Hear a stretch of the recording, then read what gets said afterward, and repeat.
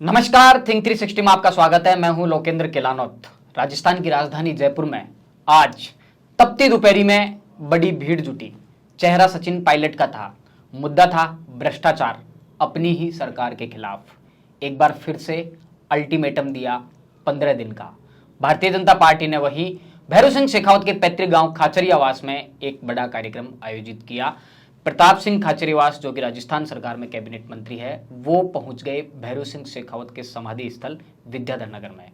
वरिष्ठ पत्रकार और राजनीतिक विश्लेषक प्रदीप बिदावत के साथ में इन्हीं मुद्दों पर आज हम चर्चा करेंगे। सर, तपती दोपहरी, भारी जन सैलाब, चेहरा सचिन पायलट का, मुद्दा है भ्रष्टाचार का, मुद्दा है पेपर लीक का, लेकिन नेताओं के बयान देखिए, मंच से जिस तरह की घोषणाएं हुई, निशाना था गहलोत सरकार पर। देखिए, आज वाले इवेंट में सीधे तौर पे गहलोत सरकार पे निशाना साधा गया है, जिसमें हालांकि ये पहले हिडन रूप में था, अब खुल के राजेंद्र गुढ़ा जिस तरीके से बोले, अपने अंदाज के लिए जाने का अलाइनमेंट खराब, उन्होंने ये पहले भी कहा है, लेकिन शांति धारीवाल के ऑफिस पे आरोप लगाया कि वहां उस डिपार्टमेंट से एक भी फाइल जो है वो बिना भ्रष्टाचार के। राजस्थान की विधानसभा में अब उन्होंने ये कहा भ्रष्टाचार फैल गया। प्रमोद जैन भाया पे खाया भाया इस तरह का करके उन्होंने एक बड़ा माहौल खड़ा किया जी। और इस रैली में ज्यादातर यूथ लोग थे। सचिन पायलट ने इस रैली के माध्यम से अपने स्पीच में जो कहा है वो कहा है, मैं आपके लिए लड़ता रहूंगा, मैं किसी पद पे रहूं या ना रहूं, लड़ता रहा हूं और लड़ता रहूंगा। उन्होंने अपने आप को एक उम्मीद के रूप में पेश किया। नौजवानों के पैरों के छाले की कसम, बिल्कुल भावनात्मक अपील। हाँ, भावनात्मक अपील की और हर एक परिवार को जोड़ने की बात की।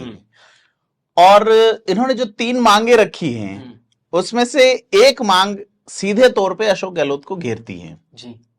वो है वसुंधरा राजे के खिलाफ कार्रवाई की मांग, वसुंधरा राजे सरकार के अंदर हुए भ्रष्टाचार के खिलाफ कार्रवाई की मांग जी। दूसरी अपील सचिन पायलट को सीधा उन परिवारों से जोड़ती है जिनका प्रत्यक्ष या अप्रत्यक्ष नुकसान हुआ है। सरकार अपना बड़ा बजट महंगाई राहत कैंप और उनके नाम पे दे रही है और ये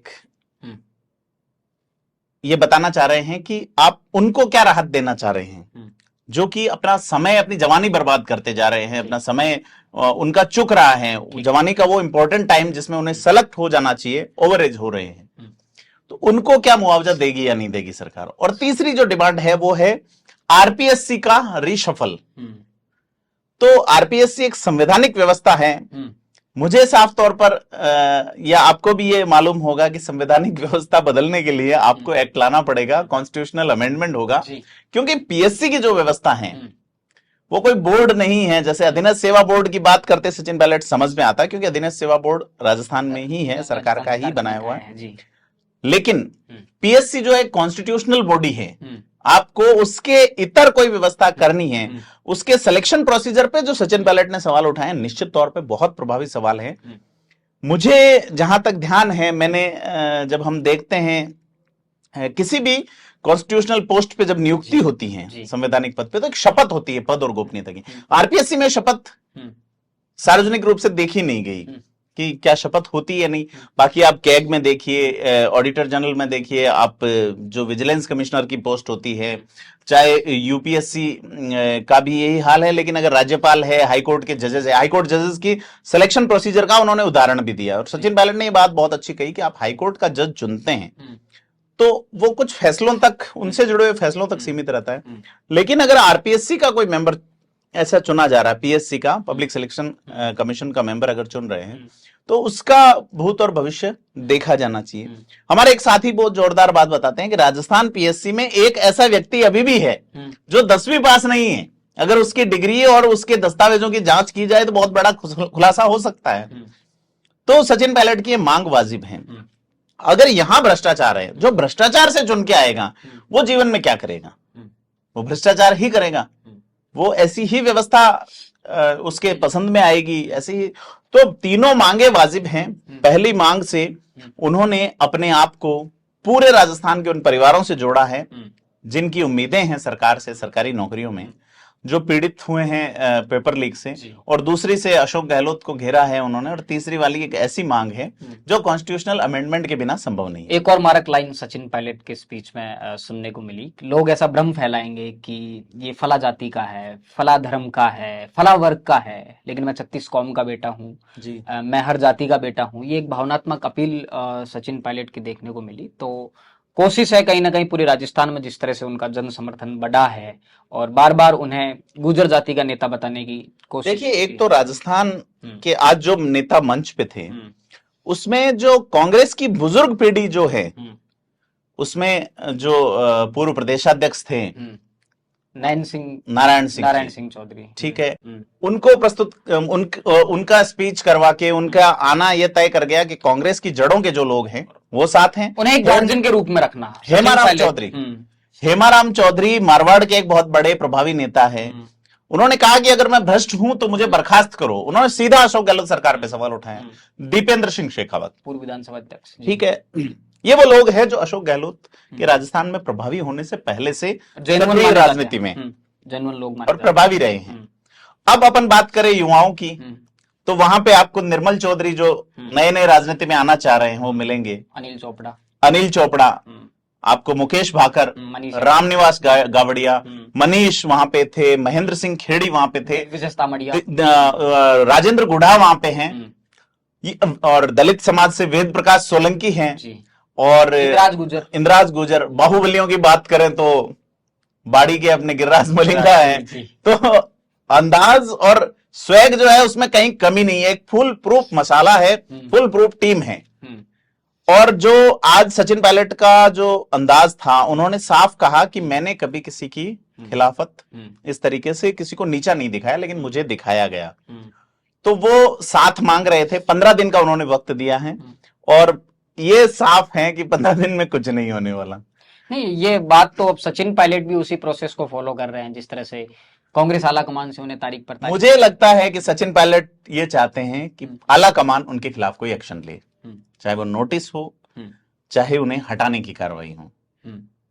क्योंकि अगर ऐसा होता है तो उनके साथ एक और बड़ा जन समूह जुड़ेगा। इमोशनल अपील होगी, बिल्कुल इमोशनल अपील होगी, और अपील जो है अपने आप में तर्कसंगत भी होगी। कोशिशें तो ऐसी की जा रही हैं। आप राजेंद्र गुढ़ा का स्पीच देखिए, वो तो सीधा सीधा यहाँ कहते हैं पेपर आउट क्या जादूगरी से हुआ। आप इन शब्दों को समझिए। जी, सचिन पायलट ने भी अपने स्पीच में कहा कि ये जो पेपर आउट हुआ है, इसमें आप जांच से पहले कह रहे हो किसी अधिकारी और नेता की मिली भगत नहीं है, तो फिर आपका प्रिजुडिसनेस जो है वो सामने आता है।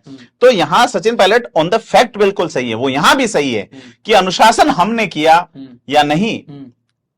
आप 25 सितंबर की घटना को देखिए, जिसने सोनिया गांधी की बेइज्जती की है, ऐसा शब्द उन्होंने इस्तेमाल किया, बेरंग लौटना पड़ता है, बिल्कुल बेरंग लौटना पड़ा। तो अनुशासनहीनता किसने की? हमें कहा जाएगा कि आप अनुशासनहीनता कर रहे हो, ये है वो। तो जो जवाब अब बड़े नेताओं की ओर से आने थे, वो भी सचिन पायलट ने मंच पे रख दिया कि इस तरह की बातें होंगी, क्या क्या होगा, आपको बदनाम किया जाएगा, परेशान करने की कोशिशें होंगी, रोकने की कोशिशें होंगी, ये तमाम तरह। लेकिन जो भीड़ जुटी है, जो सो मोटो भीड़ जुटी है, उसने अशोक गहलोत सरकार को सोचने पे मजबूर किया है कि अब करें क्या।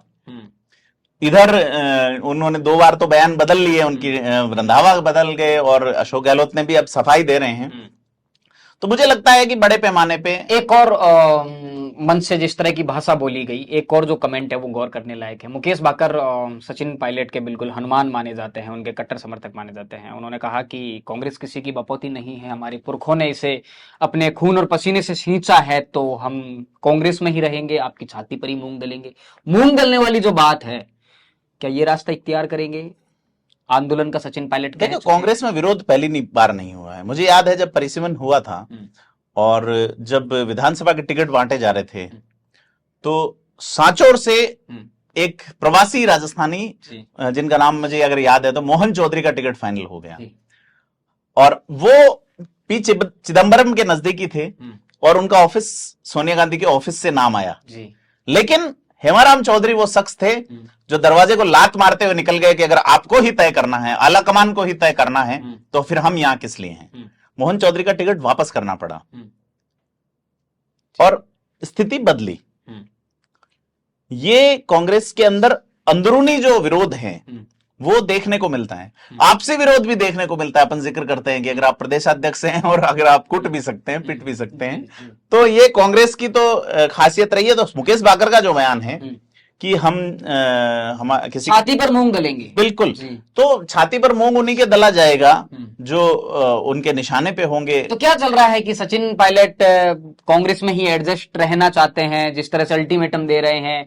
मीडिया में बातें इस तरह की चल रही थी कि सचिन पायलट कोई अपने राजनीतिक भविष्य को लेकर कोई बहुत बड़ा ऐलान कर सकते हैं।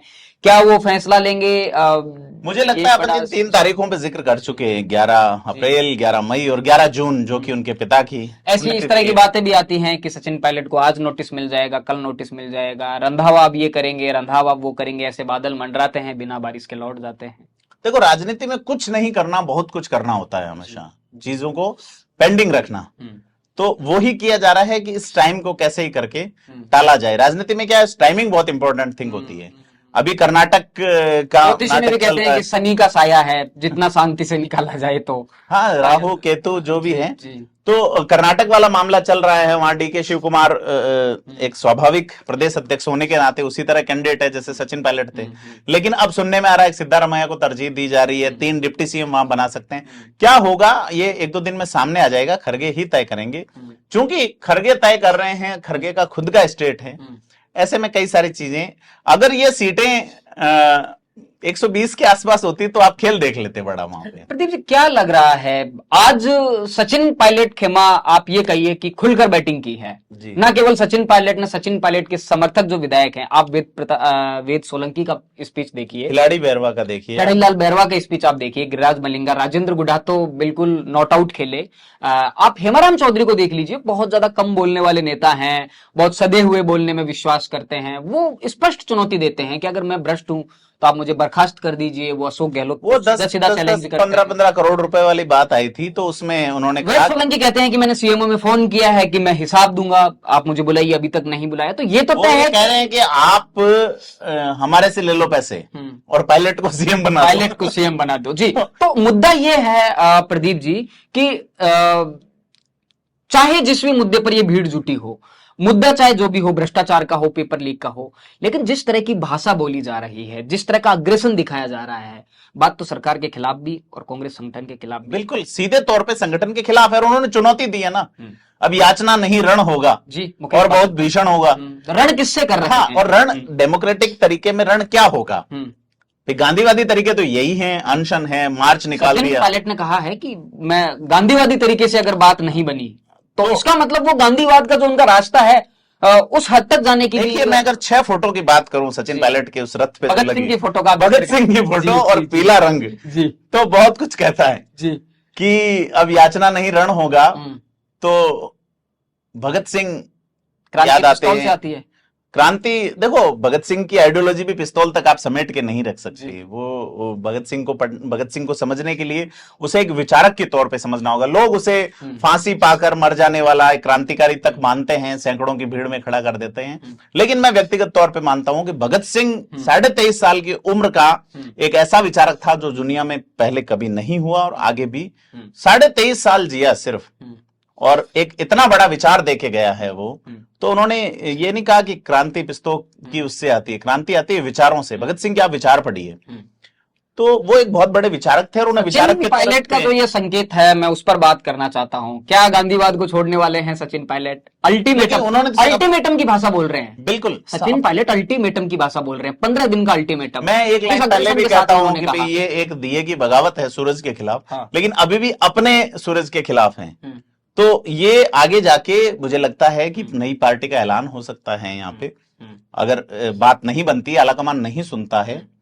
और अगर मान लीजिए कि सचिन पायलट इस बात पे भी बहुत आहत दिखे कि निजी हमले जो किए गए, नकारा, निकम्मा, गद्दार, इस तरह के शब्द जो थे, उससे सचिन पायलट अभी भी भूले नहीं हैं। बीच में पैचअप, हाथ खड़े करवाना, सब कुछ हुआ, लेकिन अशोक गहलोत की टीम ने उस हर व्यक्ति को साध लिया जो आलाकमान की ओर से यहां भेजा गया था। केसी वेणुगोपाल सबसे पहले पर्यवेक्षक के तौर पे आए थे। केसी वेणुगोपाल, जब हम देखते थे कि 2018 का वो वक्त था जब मोदी की पहली सरकार थी लोकसभा में, केसी वेणुगोपाल बिल्कुल बगल में बैठते थे राहुल गांधी के लोकसभा में, तो उनको भेजा गया कि एक निष्पक्ष भेजा गया है। लेकिन केशव वेणुगोपाल को इस तरह से सेट किया गया कि अगर अशोक गहलोत यहाँ पे संगठन से सत्ता में आते हैं तो संगठन में पद खाली हो रहा है और आपके लिए एक बड़ा नेशनल एक्सपोजर का अवसर बन रहा है कि आप अंग्रेजी स्पीकिंग हैं और वही पद उनको मिलता है और बाद में वो यहां से राज्यसभा भेजे जाते हैं राजस्थान से। तो चीजें जो पॉलिटिकल एनालिसिस अगर तरीके से देखें तो हो रहा है। अगर यहाँ पे अजय माकन आए तो माकन लंबे समय तक सेट रहे, पता नहीं किस बात पे अदावत हुई और बाद में माकन अलग हो गए अशोक गहलोत गुट से, तो तत्काल प्रभारी भी बदल गए। अब रंधावा आए, शुरू में रंधावा जबरदस्त बैटिंग कर रहे थे लेकिन बाद में फिर रंधावा भी अब बिल्कुल उसी अंदाज में, उसी ढीले अंदाज में है कि पार्टी ये वो, लेकिन अपनी बात पे कायम रहने वाली जो बात है, जो फीडबैक देने वाली बात है, उसमें सीधे तौर पे कांग्रेस में सचिन पायलट के साथ फेल हुआ है। हालांकि बात जरूर कह रहे हैं, कांग्रेस संगठन की बात कर रहे हैं, गांधी परिवार के प्रति अपनी निष्ठा भी जाहिर कर रहे हैं, सोनिया गांधी को वो कोट करते हैं, राजीव गांधी को वो कोट करते हैं, राहुल गांधी की आइडियोलॉजी की बात करते हैं, लेकिन मंच से जिस तरह की भाषा का सचिन पायलट के समर्थकों के द्वारा जिस तरह की भाषा बोली जा रही है, उनके लिए सिंबल सचिन पायलट है। कांग्रेस उनके लिए देखो, कांग्रेस तो मुझे लगता है कि उनको गांठने की स्थिति में अभी है नहीं, क्योंकि कोई भी संगठन जो है ना वो ये चाहता है कि फॉलोवर चाहिए उसे एग्रेशन लीडरशिप वाला व्यक्ति वही चाहिए जो उनकी बात पे खड़ा हो जाए, उनकी बात पे बैठ जाए। तो जब 25 सितंबर वाली घटना में अशोक गहलोत से वो इस्तीफा नहीं दिलवा पाए, जो कि शांत सौम्य छवि के नेता हैं, गांधीवाद को जीते हैं, वो उनसे इस्तीफा नहीं करवा पाए, तो सचिन पायलट से बाद में किसी बात पे इस्तीफा ले लेंगे वो जी। तो वो उन्हें लग रहा है, इसी तरह का फीड आलाकमान को दिया गया है जी। और सचिन पायलट अपनी ऊर्जा, समझ और मैनेजमेंट से एक राष्ट्रीय स्तर के नेता होने का भविष्य में अगर विकल्प देखा जाए बड़ा, तो वो रखते हैं। और वो मादा जो है वो उनकी उम्र वाले कई नेताओं को चुभता है। उसको चुभने में दीपेंद्र हुड्डा है, वो चुभने में और महाराष्ट्र के कुछ नेता है, वो चुभने में और भी कई नेता है जिनको लगता है कि कभी राष्ट्रीय राजनीति में एक बड़ा कद बनता है तो ये सीधा आगे जाएंगे, जो कि किसी पॉलिटिकल फैमिली से तो हैं, लेकिन अब फैमिली का हेड ये ही है। दिक्कत केवल राजस्थान में नहीं, ऊपर भी है जी, ऊपर भी है। और लेकिन पासा जिस दूरी तक फेंक दिया गया है, गोल जिस दूरी तक करने की कोशिश है, आप भाषा देखिए नेताओं की, सचिन पायलट की, कैसे एडजस्ट किया जाएगा कांग्रेस में?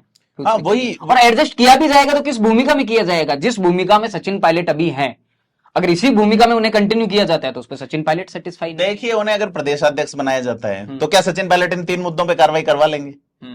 संभव नहीं लगता। अशोक गहलोत और सचिन पायलट एक साथ, वो तो अशोक गहलोत ने कहा था कि मैं कभी उनसे मिला ही नहीं 1.5 साल में, उप मुख्यमंत्री से मुख्यमंत्री नहीं मिल रहे हैं, प्रदेशाध्यक्ष से नहीं मिल रहे हैं, तो सरकार कैसे चल रही थी आप समझ जाइए। और ये अगर आगे होगा तो फिर जनता है वो फॉर्च्यूनर क्या एक ऑटो वाली स्थिति में लाके छोड़ देगी, क्योंकि जनता सबसे बड़ी, डेमोक्रेसी में सबसे बड़ा जो निर्णायक है वो जनता है। क्या लगता है आपको राजस्थान के केस में कांग्रेस आला कमान एक कठपुतली बनकर रह गया है? कभी कोई नचाता है, कभी कोई नचाता है, इतने बड़े बड़े इश्यू हो जाते हैं। एक राजीव और इंदिरा के दौर की कांग्रेस हुआ करती थी। पिछले 10 से 15 साल में कांग्रेस ने जो भी पाया है, या 20 साल कह दें अपन, मनमोहन सिंह की सरकार आने, उससे पहले कांग्रेस हाशिए पे थी, तो वो उसमें जो बड़ी भूमिकाएं रही हैं वो मल्लिकार्जुन खड़गे की रही है, वो अशोक गहलोत की रही है, वो अहमद पटेल की रही है।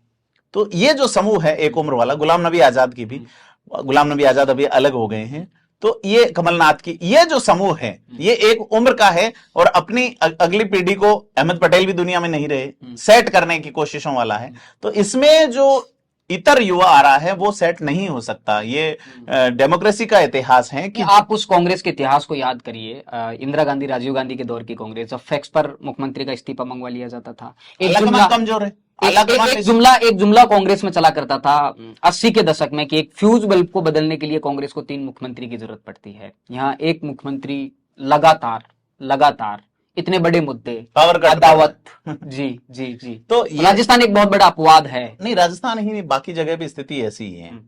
आप मध्य प्रदेश से ज्योतिरादित्य सिंधिया चले गए, छत्तीसगढ़ में कॉन्फ्लिक्ट है, कर्नाटक में भी सीएम 2 के 4 खड़े हो गए, हमें सीएम बनाओ। अब वो आलाकमान को दिया गया, ऐसा मानना जा रहा है कि सिद्धारमैया को वो एक बार 2 साल के लिए मौका देंगे, 3 डिप्टी सीएम बनाएंगे, फिर डीके को मौका दिया जा सकता। तो ये तमाम तरीके की बातें चल रही है। एक बड़ा इवेंट और हुआ है आज राजस्थान में। भैरू सिंह शेखावत का जो पैतृक गांव है खाचरियावास, वहां भारतीय जनता पार्टी ने एक इवेंट किया है और मीडिया में तो ऐसी चर्चा है कि राजपूत समाज को साधने के लिए एक बहुत बड़ा master stroke Bharatiya Janata party ने मार दिया है।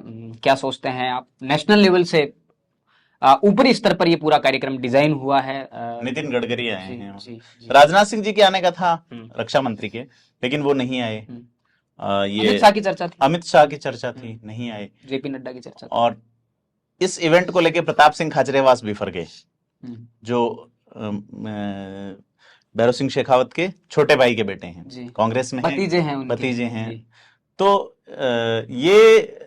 वो अपने पिता को लेके पहुंच गए वहां, लक्ष्मण सिंह जी को, क्या ये उनका पारिवारिक हमें बुलाया नहीं गया, ये नहीं गया। तो एक पार्टी का इवेंट था। प्रताप सिंह कुछ चीजों में इस मुद्दे पर सही भी है, लेकिन उनका ये कहना है कि बीजेपी यहाँ करती इवेंट। पिछली बार जब इनकी फैमिली ने जब यहाँ इवेंट किया था पिछले साल, तब इस कार्यक्रम में वसुंधरा राजे आई थी, कलराज मिश्र गवर्नर आए थे, कई सारे नेता आए थे यहाँ पे, गजेंद्र सिंह शेखावत वगैरह।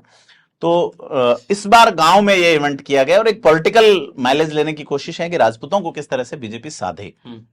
लेकिन क्या आपको सारे राजपूत वोट बैंक जो है वो वहां से सद जाएगा, ये देखने वाली बात है जी।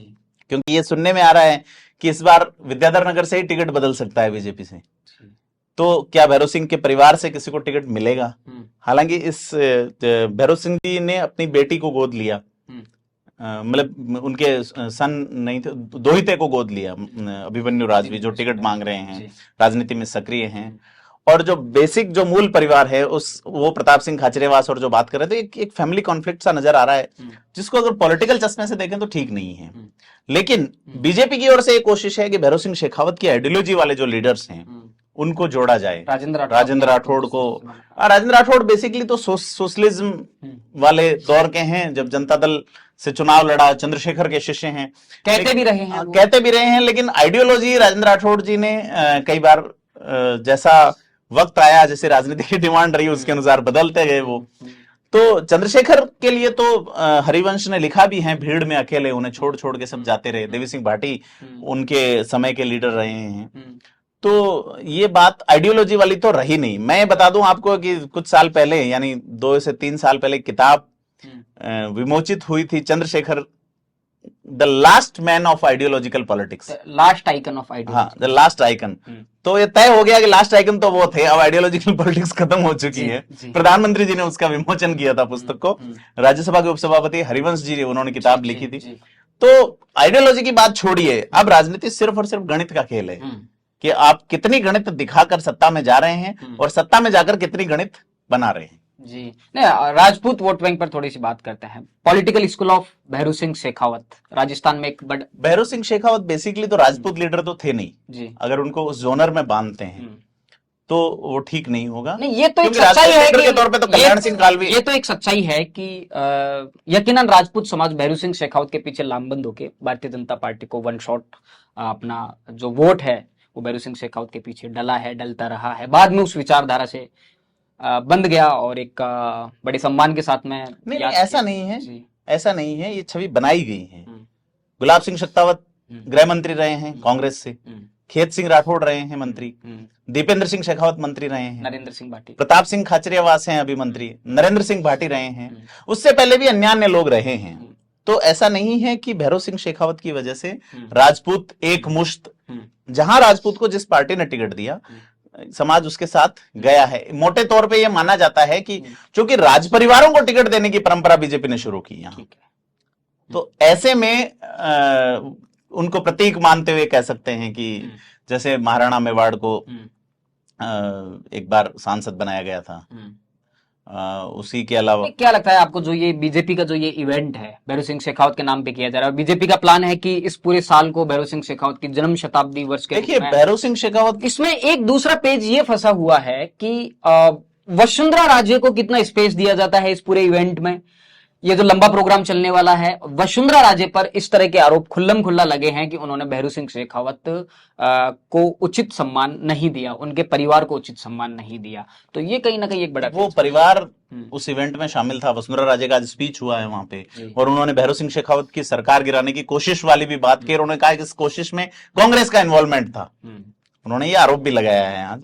तो ऐसा नहीं है, वसुंधरा राजे पिछली बार भी कार्यक्रम में आई थी जब, तो वो लगातार उस फैमिली के, और उन्होंने सरकार पे आरोप लगाए थे 22,000 करोड़ के घोटाले की। भैरव सिंह ने जब वो उपराष्ट्रपति पद छोड़ चुके थे, उनका कार्यकाल पूरा हो गया था, तो दोनों के बीच में कुछ रहा तो है, लेकिन भारतीय जनता पार्टी का आप जो कह रहे हैं साल बना रहे हैं, ये कर रहे हैं, तो बीजेपी के जो शुरुआती आइडियोलॉजी वाले लोग थे उसमें जसवंत सिंह जसोल थे, स्थिति क्या है, उसमें आडवाणी रहे हैं, उसमें अटल बिहारी वाजपेयी थे, है ना, तो भैरव सिंह शेखावत फाउंडिंग मेंबर्स में थे, विजयराजे सिंधिया थी, तो इस नाते इनका आपसी रिलेशनशिप है और इस नाते ही पार्टी उनको एक सम्मान देके कि भाई ये भैरव सिंह शेखावत की पार्टी है राजस्थान में खास करके, क्योंकि बीजेपी को खड़ा करने के लिए उन्होंने अलग अलग संभागों से चुनाव लड़े, वो मेवाड़ से लड़े हैं, वो मारवाड़ में बाली से लड़े हैं, वो गंगानगर से चुनाव लड़े हैं, अलग अलग जगहों से हमेशा उन्होंने चुनाव लड़ा और पार्टी के सिंबल को वो गांव गांव में लेके गए भैरव सिंह शेखावत, इसमें कोई दो राय नहीं। और हर जाति वर्ग में तो ऐसा एक रखना कि भैरव सिंह शेखावत सिर्फ राजपूतों के लीडर थे, वो बीजेपी के लीडर थे और उन्होंने बीजेपी को यहाँ खड़ा किया। इसी नाते बीजेपी ये जताना चाह रही है कि जो पुराने कार्यकर्ता छिटक गए हैं, जो भैरव सिंह शेखावत के समय जो निष्ठा से जुड़े हुए लोग 77 में 77 में वो पहली बार सीएम बने, मास्टर आदित्येंद्र का नाम था, लेकिन चरण सिंह चंद्रशेखर इनके दखल से उनका यहाँ पे चंद्रशेखर और उनकी गहरी मित्रता थी। फिर बाद में वो 89 में, फिर बाद में 92 में 3 बार सीएम रहे हैं राजस्थान के। उनकी बड़ी एक देन रही है बीजेपी को, इसमें कोई दो राय नहीं है और उसी के नाते बीजेपी इवेंट कर प्रताप सिंह खचरेवास ने आज अजीब तरह के आरोप कांग्रेस पर लगाए, काफी बिखर गए, बीजेपी पर सॉरी बड़े आरोप लगाए उन्होंने कि भैरव सिंह शेखावत की अनदेखी की है, तारीफ की उन्होंने ये कहा कि कांग्रेस जो है उसने ही भैरव सिंह, ये स्मृति स्थल अशोक गहलोत ने, इसमें कोई दो राय नहीं। अशोक गहलोत ने भैरव सिंह जी को पूरा मान दिया, उनका जब फ्यूनरल हुआ था तब वो पूरे समय तक वहां मौजूद रहे थे 2010 में। और स्मृति स्थल, सभा स्थल, पहले ये बता रहे हैं कि चांदपोल का जो शमशान घाट है वहां उन्होंने, ये एक फैमिली कॉन्फ्लिक्ट नजर आया है जिसपे मुझे नहीं लगता कि हमें इस तरह से लंबी बात करनी चाहिए, लेकिन नरपत सिंह राजवी का उन्होंने नाम लिया जो उनके दामाद थे कि वो जल्दी कर रहे थे, मैंने कहा नहीं रुकिए, फिर मैं सीएम से मिला। ये प्रताप सिंह जी ने अपना एक वहां उन्होंने कहा हमारे परिवार के लोगों को नहीं बुलाया गया, गाँव में कार्यक्रम था, ये तो तमाम तरह की बातें हैं जिनपे कोई बड़ा कोर्ट नहीं करना चाहिए, क्योंकि फैमिली मैटर है ये एक तरीके का उनका, और उसका एक पॉलिटिकल माइलेज लेने की कोशिश दोनों पार्टियां करना चाहती है।